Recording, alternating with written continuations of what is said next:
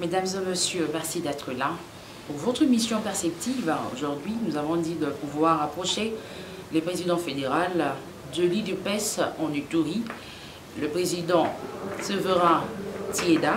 Et avec lui, on a parlé de la santé politique du parti ici en Ituri.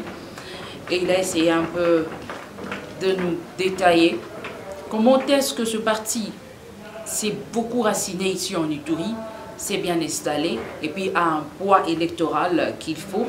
Avec lui, on essaiera aussi de parler de cette problématique, ça reste toujours une préoccupation, sur la révision ou le changement de la Constitution.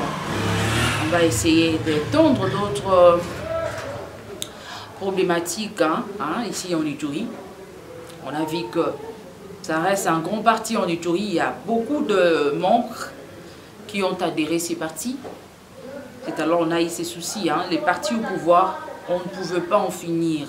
Quitter la province de l'Ituri sans pour autant approcher les responsables de l'IDPES, les partis au pouvoir. C'est alors avec lui, on va échanger sur tout sauf rien, des sujets brillants de l'actualité. Je vous prie alors d'entrer en contact pour suivre cet entretien. Merci d'être venu nous visiter. Nous sommes très contents, nous sommes ravis de vous recevoir. Ce qui concerne la santé de notre parti, l'IDPES, ici à Ituri, l'IDPES va très bien. Nous avons notre fédération. Cette fédération s'étend sur toute l'étendue de la province de l'Ituri. C'est-à-dire de Aru, Mahagi, Djougou, Bunyaville, Irumu et Mambasa. C'est comme ça que le parti est implanté sur toute l'étendue de la province, à toutes les sections, Aru, Mahagi, Djougou, ville de Bunia, Irumu et Mambasa. Là, le parti est très bien implanté, c'est-à-dire que l'IDPES va très bien. Et la preuve en est que lors des élections passées, au niveau national, nous avons eu à gagner 3 sièges au niveau national. Nous avons 3 députés nationaux de l'Ituri. Et aussi nous avons 9 au niveau des députés provinciaux. Et ça fait que nous sommes la première force politique même en Ituri. Et cela prouve à suffisance que le parti va très bien, la santé du parti est très bonne. Je peux vous le dire que l'Ituri a été depuis longtemps le fief de parti du régime antérieur, le régime au pouvoir. La période de Mobutu, l'Ituri a été actuellement acquis par l'MPR. Et aussi la période de Kabila, c'était PPRD. Et nous, là, il fallait que nous puissions fournir beaucoup d'efforts, nous de l'IDPES. C'est comme ça que nous avons fait des tournées, comme je viens de vous le dire. Que ce soit à Aru, que ce soit à Maki, que ce soit à Djougou, que ce soit à Irumu et Mambasa. Nous avions été sur place, sur le terrain. Et nous avons sensibilisé la population. Nos combattants, partout, et c'était ça les résultats. Et ici, je peux vous dire que l'élite de l'IDPES du territoire d'Aru, c'est celui-là qui a eu le premier au niveau national. Il s'appelle Samunga Adjoule Akissi. Et celui-là, il a eu la première voix, on peut le dire, sur toute la République de Congo. Et ça prouve à suffisance que nous avons travaillé, c'est le fruit de notre travail. Aussi notre allié, 4AC, l'élu de Mahagi. Celui-là a eu deuxième position, nous en avons fait, et nous sommes donnés coréens. Comme je viens de vous le dire, partout là, nous avons des bases politiques. Même vous arrivez à Aru, vous trouvez que la section est vraiment bien, tout comme Mahagi partout. Alors là, le parti va très bien. Parce que nous étions obligés à aller sur le terrain une délégation de 5, 6, 7 personnes. Et il fallait le moyen de transport, il fallait aussi le logement et comme ratio aussi, et cela nous a coûté quelque chose. Mais la fédération, avec déjà des bonnes volontés, nous avons surmonté toutes ces difficultés, et voilà les résultats étaient là. Effectivement, là, vous touchez un grand problème. L'Outouri n'a jamais bénéficié du secrétaire général du parti. Aucune fois. Et c'est ça le souci. Et nous avions voulu que nos autorités hiérarchiques soient avec nous, tout près de nous. Mais jusque-là, on n'en a pas encore. Vous avez aussi sollicité au moins qu'il fasse cette descente. Oui, dernièrement, quand on était avec lui, nous lui avons souhaité et nous lui avons dit que nous poussions à chaque fois que nous puissions. Parce qu'il y a des choses, il y a parfois les gens parlent à notre hiérarchie là-bas. Ils parlent de non, l'IDPS n'existe pas en Ituri, tout ça. Mais non, l'IDPS existe, père et bien. Les gens vivent. Vous êtes venus de Kinshasa, vous vivez avec nous. Vous avez vu. Bien sûr que les sécurités sont là, dans les périphériques, mais la ville est calme, même Aru est calme, et Mahaki est calme. Les gros problèmes sont dans les territoires de Djougou, et tout peu Mambas.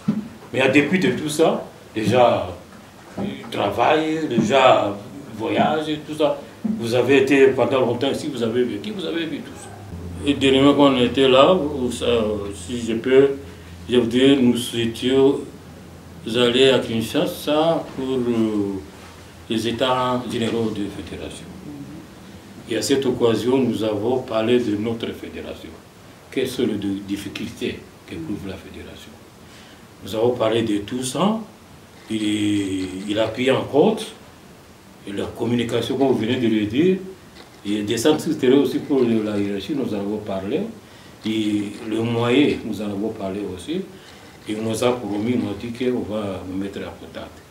Et surtout, qu'après les États, dans les États, ces assises-là, l'État général de fédération, il y avait aussi le problème de changement de constitution. Et ça nécessite qu'il y ait une sensibilisation, une mobilisation, et ça nécessite aussi le moyen. On en a parlé aussi avec la hiérarchie. Ils nous ont promis qu'au moment opportun, on va nous donner des choses. Et cela n'empêche pas que nous puissions déjà commencer à nous organiser. Et quand vous parlez de notre programme de la tour de l'année, et ça, c'est ce qui figure bel et bien sur notre programme. D'ailleurs, je peux vous le dire que d'ici la semaine prochaine, on va déjà planifier de telle manière que nous puissions commencer déjà le lancement de cette campagne-là, de sensibilisation, du changement. Parce que quand on était à Kinshasa, l'IDPS, on parle de changement. On est prêt de la réunion de la semaine prochaine et on va déjà fixer une date probable, mais ce sera presque un peu vite. Oh, ce problème, c'était un problème qui handicape effectivement notre parti. Et nous là, notre souhait, même quand nous on était là, notre souhait était que les gens puissent se signifier. Unité, c'est ça la force. Et nous avons suggéré même beaucoup de ces assises pour que les gens puissent se retrouver, rester ensemble, les gens se réconcilient pour l'intérêt général de notre parti. Ancien. Il s'était parti aussi, je vous dis, un ancien parti. Et le parti est ramifié sur toute l'étendue de notre pays. Partout vous trouvez. Quand vous allez voir, même quand nous nous sommes retrouvés dans cette assise, on a trouvé les gens de tout, même de l'extérieur. Tous les coins de la République. Ici, pour vous dire que c'était parti bien implanté au pays, plus que tous les autres partis. On ne peut pas dire que peut-être ils ont mal fait parce que la rébellion, ça, au sein de notre parti, ça fragilise. Ça fragilise et aussi ça, nous avons maintenant le droit de soutenir les actions du chef de l'État. Nous devons, et nous sommes en deuxième mandat, nous devons coûte que coûte soutenir les actions du chef de l'État. Et quand on est divisé, vous n'en va pas bien nous courir. Et maintenant, là, vous voyez que nous devons prendre à bras le corps tout ce qui est le structure du chef de l'État. Et si nous ne sommes pas unis, quand nous ne parlons pas mon langage, vous savez ce que ça fait. Et c'est notre regret. Mais nous avons l'espoir. On ne perd pas encore l'espoir. D'après des jours, ça va se passer. Parce que les gens commencent déjà aussi à comprendre que non, la division, ça ne sert pas. Ils ont compris quand même ces questions, maintenant que les gens puissent commencer à faire le premier pas. Je pense que pas plus qu'un mois, on sera déjà sur le bon chemin. D'abord, cette constitution actuelle, elle est faite dans ce contexte de la guerre. C'était entre les belligérants. Il fallait réunir tous ces gens-là. Et le contexte là, la constitution était basée sur la limitation de ces belligérants. Et le contexte actuel est autre. Ça c'est un. Et de deux, vous allez voir qu'il y a quelques articles dans cette constitution, et ça ne permet pas que le pays puisse bien évoluer. Et surtout, ce que nous considérons comme de ça, la souveraineté du pays. La souveraineté, c'est très, très, très important. Et quand la souveraineté n'est pas là, comment est-ce que nous allons nous développer? Ce qui se passe autour de des provinces, dans notre province ici, la province de l'Itourie. Vous avez trouvé l'Itourie en difficulté. On ne peut pas dire que l'Itourie est en guerre. Quelques groupes, les groupes communautaires non plus n'est pas trop grave. Parce que les communautés existent depuis lors. Et c'est ce qui entre dans tout ce qui se passe pour la formation de ces groupes armés pour créer les problèmes. C'est ça. Ce sont les politiciens. Il peut être dans les institutions publiques, il peut être dans les gens qui étaient peut-être dans l'ancien régime. Alors, ils ne se retrouvent pas, ils peuvent toujours créer des choses comme ça. Et je pense que c'est la fait. Ce n'est pas impossible. Et j'ai dit que nous sommes dans le processus, c'est presque arrivé à ce niveau-là. Parce que c'était plus grave qu'avant. Et maintenant, l'ampleur diminue quand même. L'ampleur diminue, et c'est pour vous dire que l'espoir est là. Quand vous avez parlé des communautés, et toutes les communautés sont victimes. Elles sont victimes. Ce sont les groupes armés qui sont au sein des autres qui créent les problèmes pour les intérêts peut-être, que je disais, politiques et individuels. Et ça tourne aussi autour de richesse, pour comment avoir de l'argent, tout ça, des choses comme ça. Et ces choses peuvent prendre effet à tout moment. Et je peux vous dire que c'est presque la même chose qui commence au niveau de Kinshasa avec le phénomène Kourouna. C'est comme ça que ça commence. Le phénomène Kourouna, là, nous sommes très contents de ça. Et ça devrait même aller jusqu'à chez nous. C'est le même exemple qui devait se faire ici chez nous en Itourie. Et ça peut prendre effet dans moins de temps. À un moment donné, il ne se sentait pas peut-être à sécurité. La levée de l'état de siège, oui, parce que ça devait quand même prendre effet. Mais l'état du siège, c'est l'émanation du chef de l'État. C'est le chef de l'État et le gouvernement qui évalue comment la situation. Et s'il trouve que ce n'est pas encore prêt, on ne peut pas lever pour le sentiment déjà pour réclamer, on ne peut pas le faire pour autant. Et surtout la vérité de ces gens-là qui sont de ce côté-là. Ils veulent aussi profiter de cette occasion pour venir ici. Et là, on ne peut pas dire que l'État peut laisser le champ libre pour que ceux-là qui sont là pouvoir très facilement. Cette vérité fait que nous devons aussi protéger notre pays. Et surtout ça. Le parti a beaucoup souffert. Et on ne peut pas laisser le parti dans les mains des étrangers ou bien dans les mains des traîtres qui sont nos propres frères. On ne peut pas le laisser. C'est comme ça que j'ai dit, la levée de l'état de siège, ça dépend du chef de l'État qui peut voir, qui peut évoluer. Maintenant, ça peut marcher. Ça, c'est une vérité. Parce que ces miliciens étaient proches de la ville de Bunia. Ils sillonnaient même ici avec les têtes de ça c'est vrai. Mais avec l'état de siège, ça a évolué. Ça a évolué positivement jusqu'aujourd'hui. Et c'est presque, on peut dire que nous sommes presque à la fin. Mais ce qui dérange un peu, peut-être la population, c'est comment les choses ne pouvaient pas se terminer vite. Pour la population, c'est que ça puisse prendre fin vite. Mais ça peut prendre fin,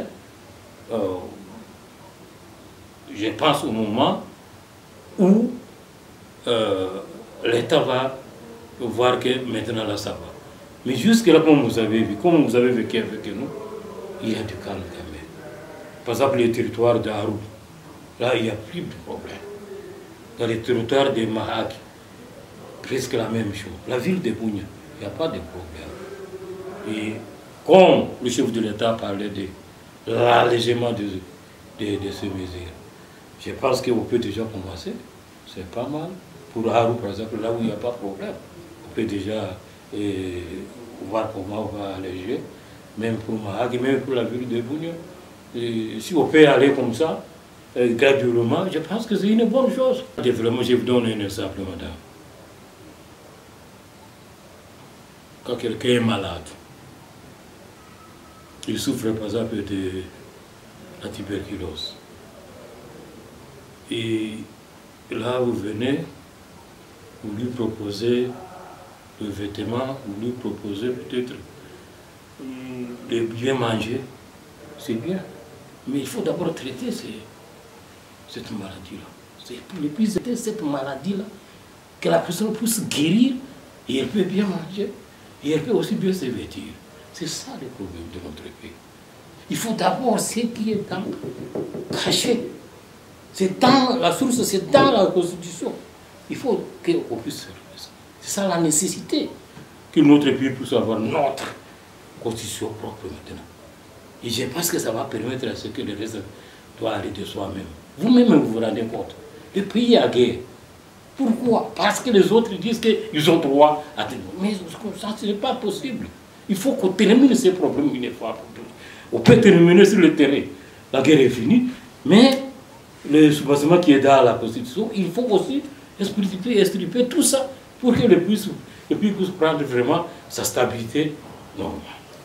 Pour le secrétaire général de notre parti, je lui dis que le parti va très bien en Ituri, mais nous avons besoin de son apport à tout moment, qu'il soit à notre côté et qu'il puisse prendre en considération la fédération de l'Ituri, qui est une grande fédération, et aussi dans laquelle le parti est déjà bien épaté, et ça demande seulement l'appui de la Russie que lui il dirige.